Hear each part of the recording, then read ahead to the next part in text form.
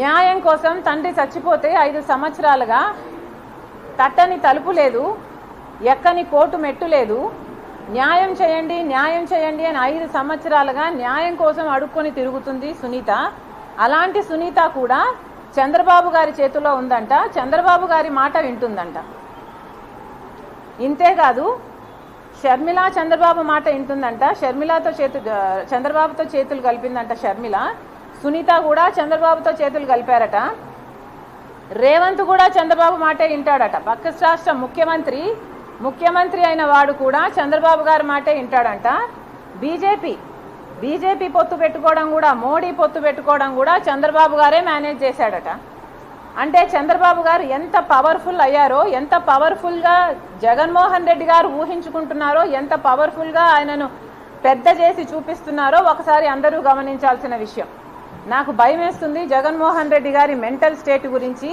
ఇది ఒక ఒబ్సెషన్ లాగా తయారవుతుంది జగన్మోహన్ రెడ్డి గారికి. ఏదైనా చంద్రబాబే కారణం, ఏదైనా కూడా anything negative happens to him, చంద్రబాబే కారణం. షర్మిల చంద్రబాబుతో చేతులు కలిపింది, సునీత చంద్రబాబుతో చేతులు కలిపింది, రేవంత్ అయినా మోడీ అయినా ఇంకొకరైనా ఎనీబడి చంద్రబాబే కారణం. జగన్మోహన్ రెడ్డి గారు నాకు భయం వేస్తుంది. మీరు అద్దంలో ముఖం చూసుకుంటే మీ ముఖం కనిపిస్తుందా, మీకు చంద్రబాబు గారి ముఖం కనిపిస్తుందా? ఒకసారి పరిశీలన చేసుకోండి.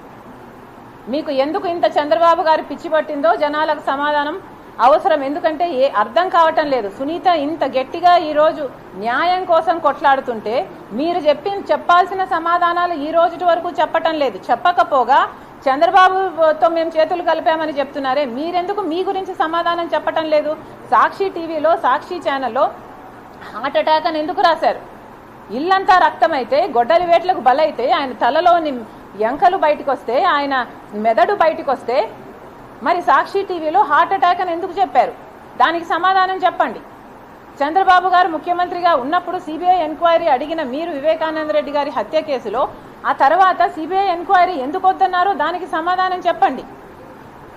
అమాయకంగా నిలబడి చూస్తున్నాడు, ఆధారాలు తుడిపేస్తుంటే అని మేనమామ గారే చెప్తున్నారే, మరి దానికి ఏం సమాధానం చెప్తారో చెప్పండి.